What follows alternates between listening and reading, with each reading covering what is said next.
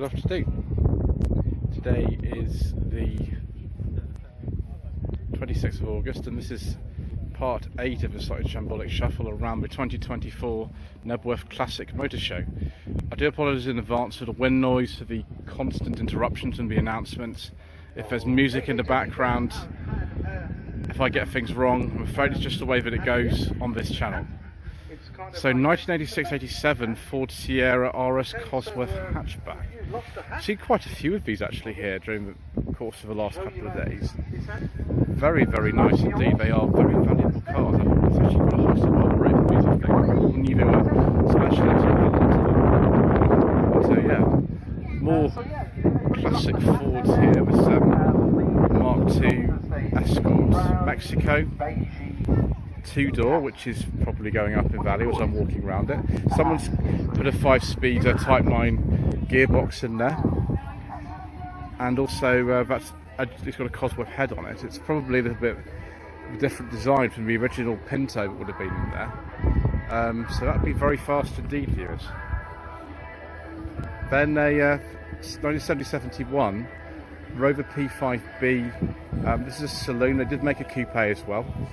Look at all this sort of luxury in here. Beige leather interior with a picnic table there and a decanter and some glasses and everything. And a Panama hat.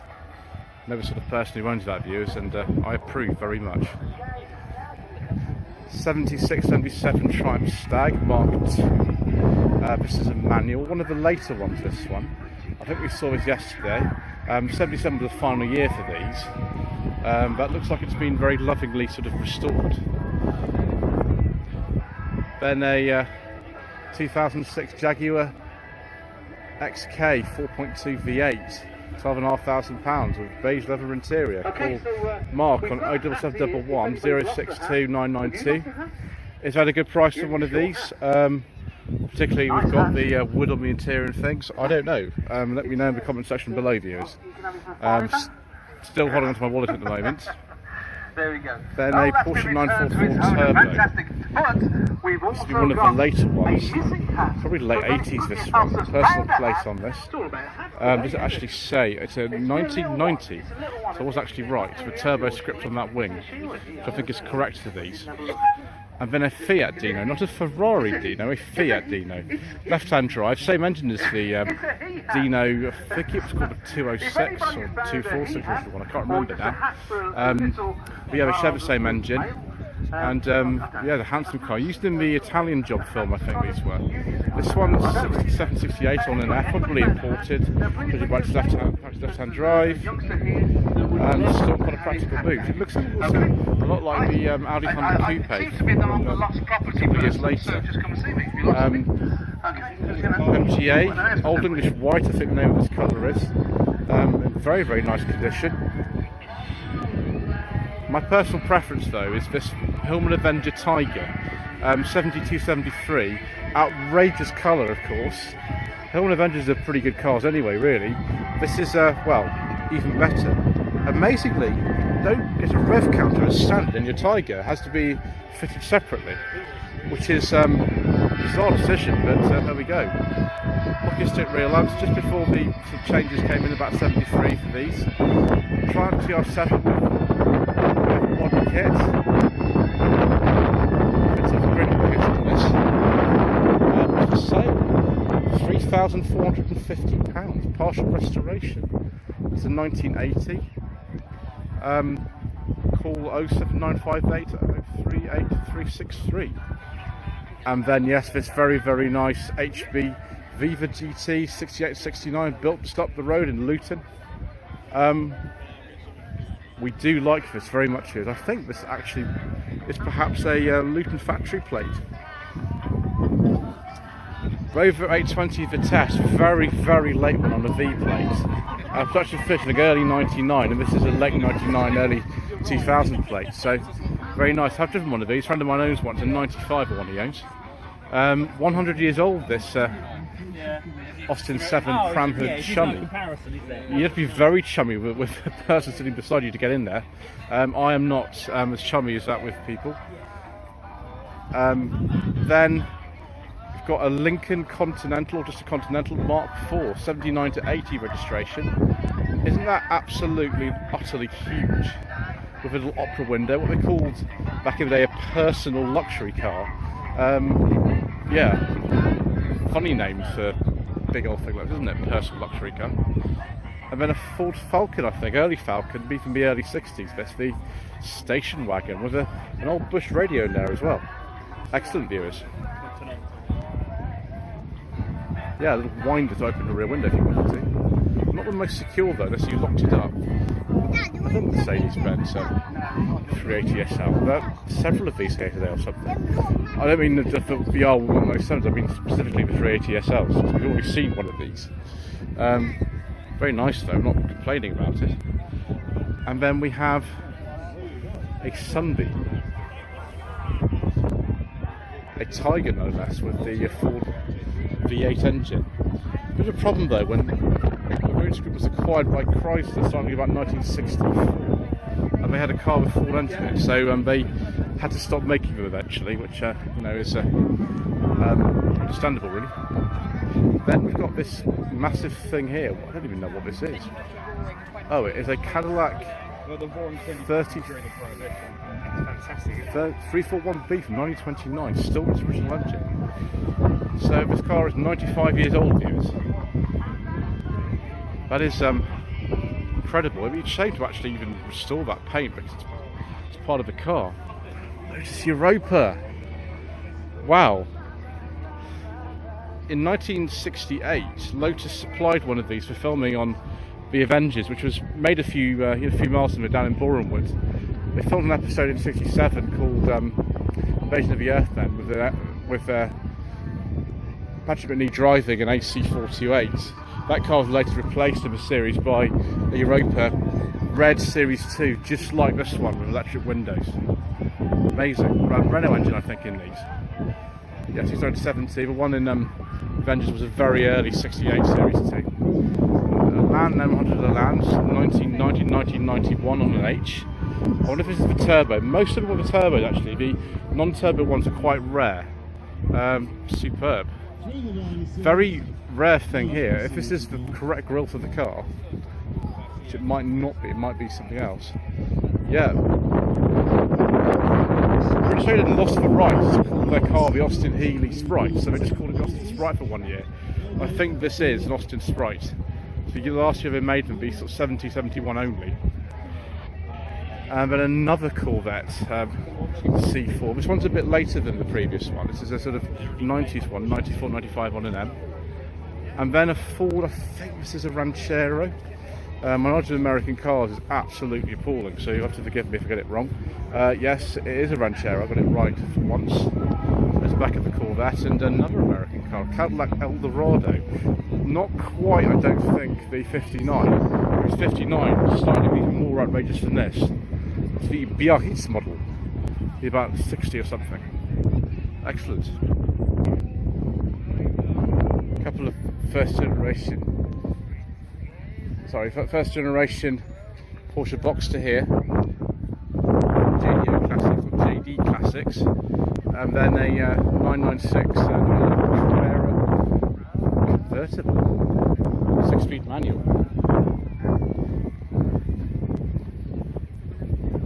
Be a facelifted 996.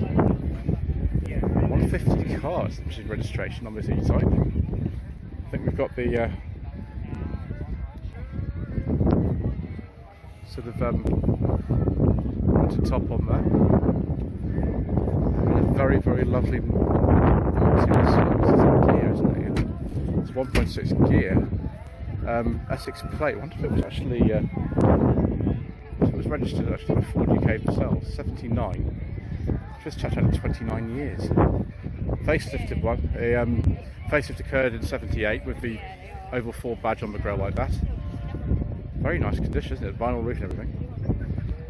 I think we saw this MGF yesterday actually. It's, I think it's monogram sunspot rather than trophy. Actually, no, sorry, it's a trophy yellow. Trophy model, so it'll be trophy yellow. I think it could be between the sunspot monogram and trophy yellow. And then MGC 68 to 69. Someone's done some work to that engine as well. It's that straight six. Would have had to produce a bit more power than standard. Then one of these brand new C8 Corvettes, saw this yesterday. Just think kind of blue bits on the interior. I have driven a C7 Corvette, drove that when we had 11,000 subscribers, just past 12 now. Thank you all who have subscribed. 67 Buick Riviera, or Riviera by Buick it was at the time. That is a very, very attractive car. I mean, it's enormous, but look at that intricacies of the front end and having to get the lamps to point the right way and things like that. Crazy. Before General Motors, but from a different sort of era. A Vauxhall VX220, very similar to the Series 2 Elise. They were developed together.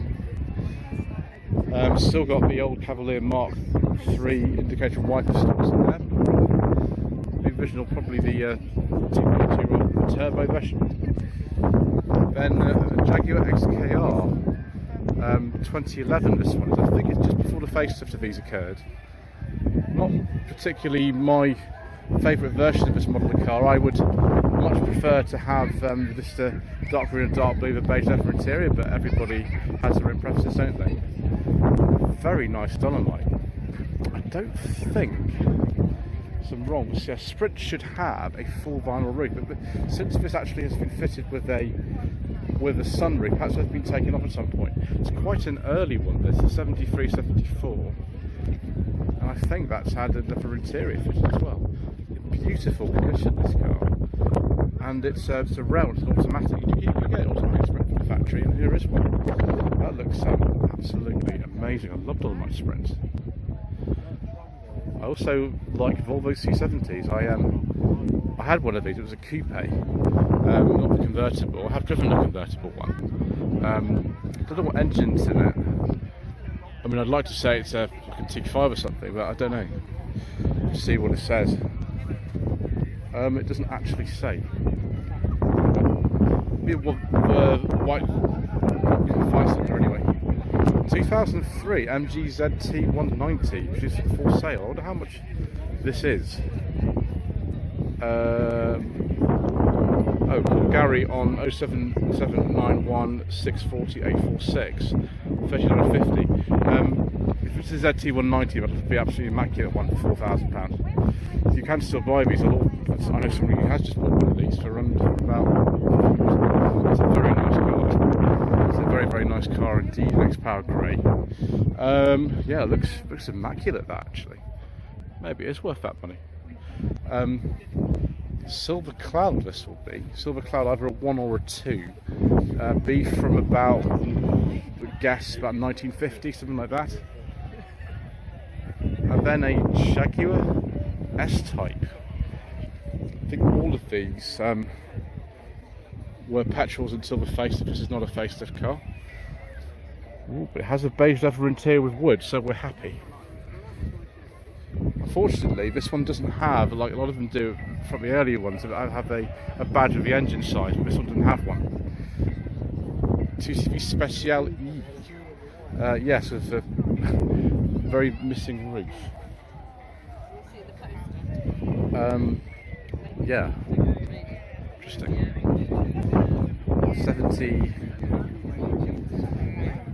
576 Triumph Stag Mark II. Drift Blue, this one. Yeah, 75, this one is a manual. That does look rather nice. The only thing about this, which saves me driving, is the power steering is really, really light in them. It's quite necessary. It's a a relatively heavy car, but there's not much feel when you go faster. Maybe that's not the point though. Very, very late registered Stag, this one. Shouldn't even be on a C-plate. It's a 76. For some reason it actually hung around for 2 years. That's why it's on a T-plate. Would have been made in 76 apparently, this. 1983, 1984 Land Rover Series 3. Still very much a sort of old-fashioned shape even by that stage. And then a Rolls Royce. Interior. I'm going to guess and say this is a Spirit rather than a Spur. Yes. Beige leather interior with wooden piping. Very nice views. 88, 89, which we saw yesterday. and a brown, the russet brown, the name of this colour, MGB, sort of 78, 79, with a bumper model. It's all what we rate today. TVR Griffith 500. These are a Vauxhall Cavalier Mark III rear lights, I think. But it might fit the other way up. I said earlier on that we'd had the first 3 generations of MX-5 so far today, and here is the 4th one. So we are complete. We've got all generations of MX-5 here today, which is good. That's an ND, and here's an NC, both with very similar plates on them. That's a facelifted NC, sort of 2011 onwards. That would be. Another 2CV Bamboo. They're sort of breeding around here. Again, I think this is a Portuguese built one. Sort of near the end, 87, 88 on an E. Bay window Volkswagen. I'm surprised it's taken this long for us to see one of these today. We saw a lot of them yesterday. Look at that. 76, 77 on an R.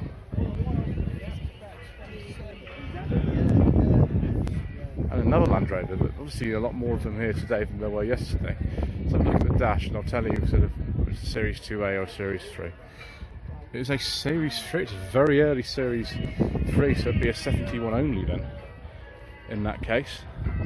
All fully equipped with fuel cans and everything. And then, well, it's Jeep next to this enormous lorry thing, all equipped for time of national need. That thing is just vast. I can barely fit it in the camera. Silver Shadow here with Raya dot mirrors on it. Be about sort of 1969, 1970. It's the wedding car spec, that. And then a Broward County Sheriff Dodge Charger. This one. Lots and lots of police equipment in this. Saw even more police cars yesterday.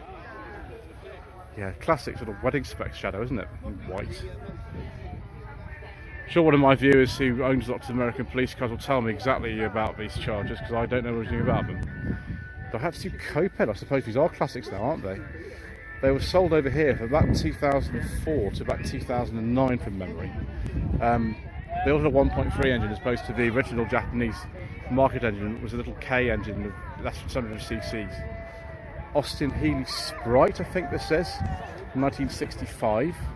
I've seen a couple of these here today actually, considering they're a lot rarer than the midgets. I'm surprised how many we've seen.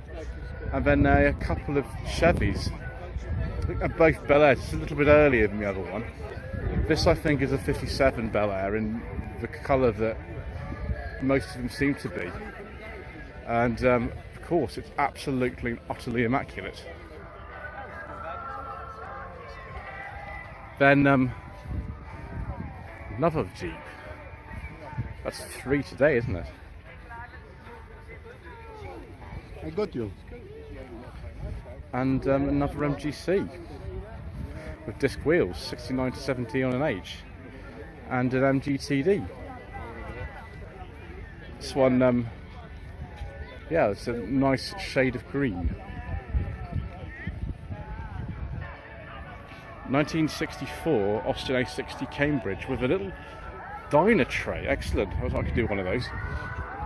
Yeah, it is an automatic one as well, with a grey with a white side flash. I've never driven one of these actually. Never driven any of the Threenish saloons.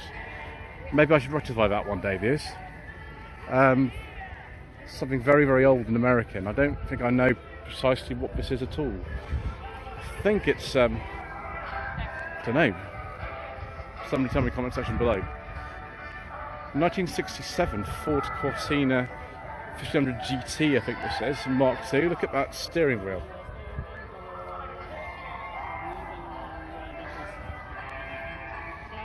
That engine looks lost to me. No wonder you could just drop a 3 litre V6 in there if you want. That looks like another car. Yeah, it is 1500 GT. Excellent. Then a Morris Minor convertible with a split windscreen. I presume that means it's a Series 2. So it might have the original 803 engine in there. Tories are rare now, I think ones like that. 1966 Lotus Cortina Mark 1. Wow, that's a real one. It'd be a very, very valuable car indeed. And here's an earlier Cortina with Conta written on it. They originally had Conta written on them from 62 to about late 64 when the facelift happened. Probably like it's a deluxe. Yeah, it's a deluxe, although it's been modified a bit. Peugeot 106 GTI. Yes, these were quite something back in the day. In fact, they're pretty quite something now. Still not that expensive to buy, and particularly if you just go for like a 1.1 or something. Then an Opel Manta Berlinetta 1987-88. Very, very late Manta B. Last year, in fact, the last Opel badge car sold over here. The 1.8S. You can also get a 2-litre engine. That's a very nice to I'd love to drive a Manta one day. Another Dolomite here, 1858 shell with a full vinyl roof. So this shouldn't have the wheels. Those are for a Sprint. It shouldn't have a full roof. It should have actually just vinyl on the rear C-pillar, and it shouldn't have the front spoiler if it's an early car, but it's a late car. So I think these 858 will still have that as well. But fitting Sprint alloy wheels to an 858 shell is not a crime. It makes the car look fantastic. Really handle better as well. So as far as I'm concerned, that looks good. That looks great. 7778 on an S. BMW E30 convertible, late one, 91, 92, complete with car phone, of course. That's the law. Just a 318i that one is, but it looks good. I like the BBS wheels. Two more N100 Elans. Both probably Series 1 cars, I imagine. H10 do. This one, for certain though, is 1990 to 1991 on an H. Another C4 Corvette. There's lots of these here today, aren't there? There's quite a surprising number of them. Yeah, we like both of those viewers. We like both of those rather a lot. And then a splitty Volkswagen, 1965. Counting windows is not my forte, viewer, so I'm not going to do that. I think we'll leave that to someone else to tell me exactly how many windows that has, because I don't know how you count the windows. I'd say it's 9, but I could be wrong. I don't want to get shot in the comments section. BMW M2, I think, guys. Or is it something else? Can't remember now. Ooh, a Plymouth Barracuda from 1968. That looks remarkably original and unmodified, actually. It's even got the original sort of vinyl interior.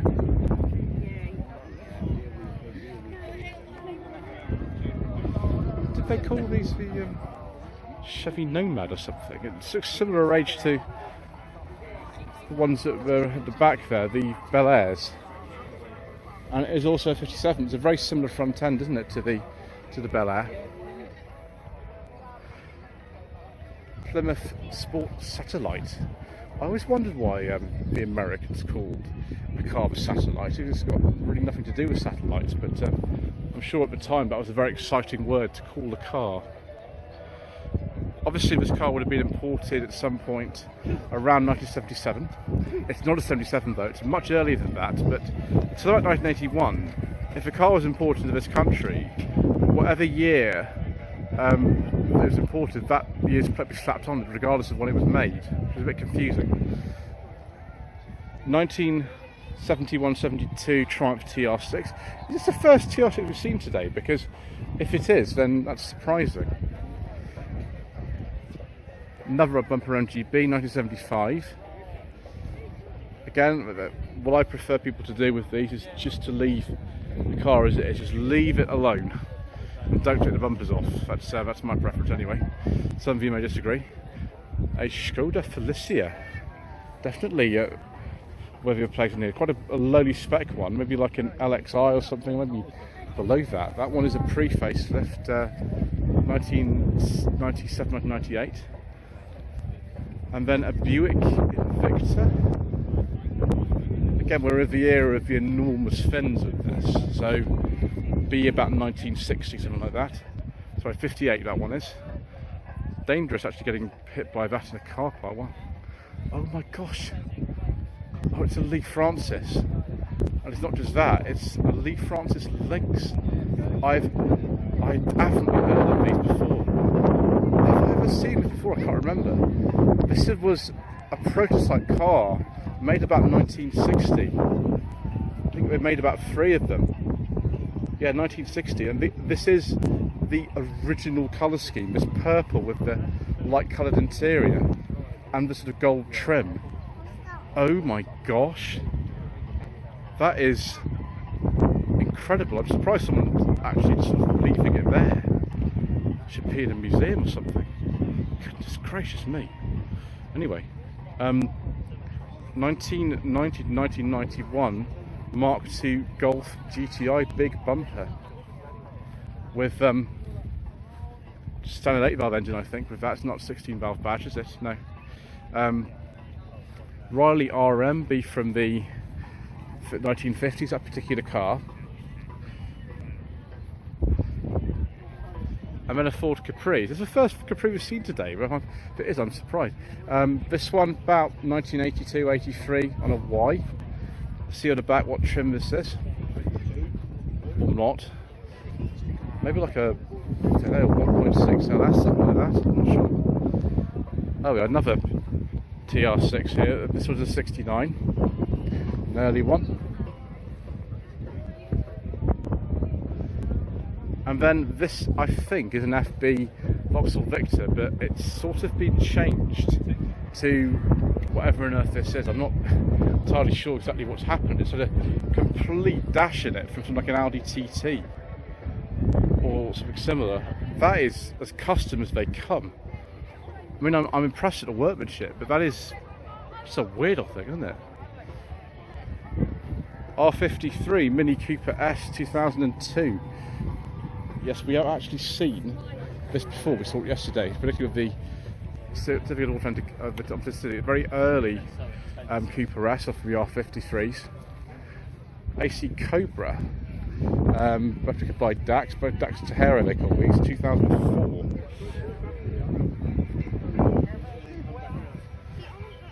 And then a blown Popular, yes, the Popular made I think in this shape about 59 to about 61, but most of you see have had something a bit more interesting under the bonnet, the original side valve engine. And then a Mustang because why not a Mustang? 768, this one on an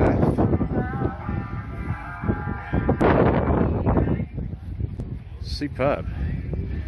Another replica here, 1978 to 79 on a T.